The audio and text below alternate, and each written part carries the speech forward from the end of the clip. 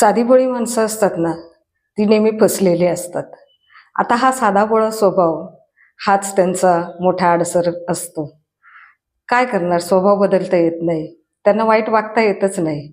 कोणी संकट काळात दिसलं, कोणालाही मदतीची गरज असेल, कोणीही याचना केली, कोणी त्यांच्याकडे काय मागितलं, तर लगेचच त्यांचा हात पुढे असतो मदतीला आणि प्रत्यक्षात कृती करतात अशी माणसं. ते विचार नाही करत बसत, की याला मदत कशी करू, काय कसं करू?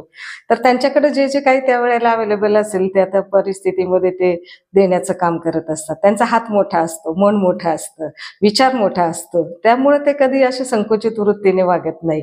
त्याच्यातून मला रिटर्न्स काय आहे याचा विचार करत नाही. जे जवळ असेल ते देऊन मोकळे होतात. समोरची व्यक्ती ही आपल्या जवळची आहे का लांबची आहे याचा देखील विचार करत नाही. तर अशी ही भोळी-भाबडी माणसं असतात. तो त्यांचा स्वभाव असतो आणि स्वभाव हा बदलत नाही. कितीही त्यांनी बदलायचा प्रयत्न केला, तरी सुद्धा तो त्यांना बदलता येत नाही.